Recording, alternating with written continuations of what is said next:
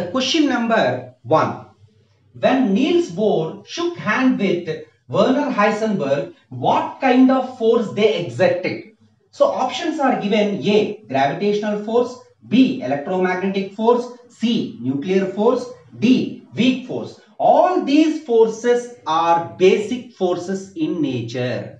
So first of all, gravitational force, it is the force between two masses, and the communication of gravitational force exerted by means of gravitons. And B, electromagnetic force, this is the force acting between the charged particles, and this communication can be takes place by means of photons. And C, nuclear force, this is the force of attraction between the nucleons. Those are proton and proton, neutron and neutron, and proton and neutron. This force can be communicated by means of pi mesons.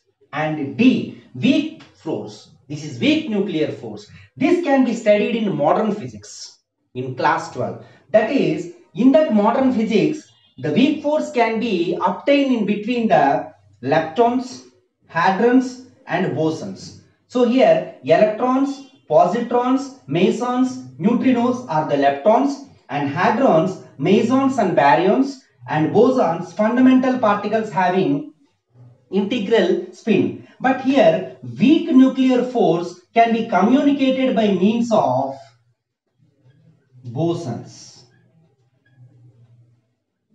Now here, when Niels Bohr shook hand with Werner Heisenberg, what kind of force they exerted? They're between charges only. So that's why the option is Bombay correct. Question number 2. Let E, G and N represents the magnitudes of the electromagnetic, gravitational and nuclear forces between two electrons at a given separation.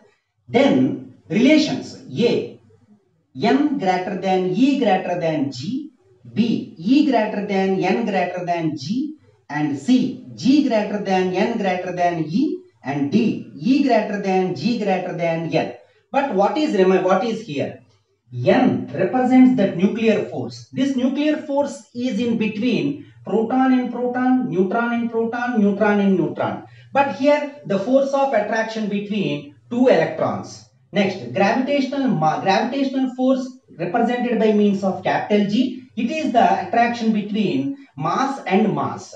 So here electrons contain some amount of mass. So there is a gravitational force must be present. And electromagnetic, this is the force between the charged particles, that is represented by means of E. So out of all these three, which one is more greater? Electromagnetic force. Why? Because this is the two charged particles, that is E. First we will get that E, and greater than gravitational. Why? Because the electrons contain small amount of mass. The attraction between those two can be considered as gravitational force. That's why E is greater than capital G and greater than the final one, that is nuclear force, that is N. So what is the option here? D is the option for second question. Now the question number 3. The sum of all electromagnetic forces between particles of a system of a charged particles is 0. Option A, only if all the particles are positively charged. B, only if all the particles are negatively charged.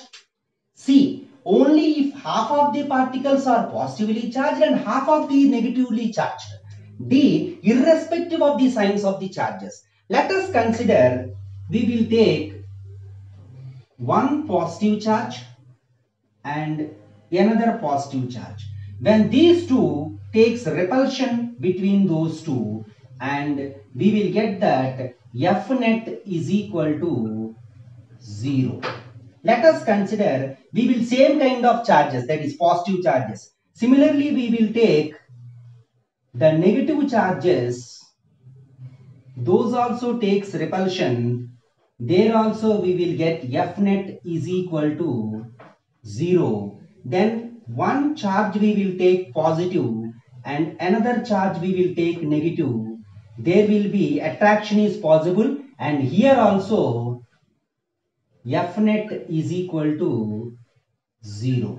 So that means here the consideration are only if all particles are positively charged, that is wrong. Why? Because negative charge is also getting 0. And only if all the particles are negatively charged, this is also wrong. Only if half of the particles are positive, half of the particles are negative. Those also wrong. Which one is correct here? Irrespective to the signs of the charges, option D is correct. That is irrespective of the signs of the charges. So for this, the sum of the electromagnetic forces between particles of system of charged particles is 0. That is irrespective of the signs of the charges. This is the solution for question number 3. Here the question number 4.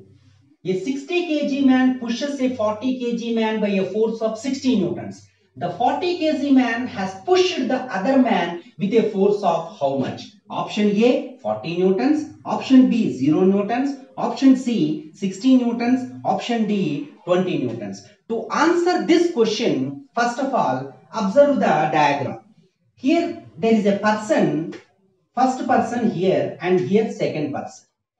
First person having the weight 60 kg, second person weight is 40 kg.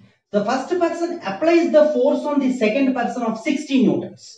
Then the second person, according to Newton's third law, how much amount of force exerted by the first person on the second person also applies the same amount of force on the first person. So that's why same amount of force is nothing but the answer is 60 newtons.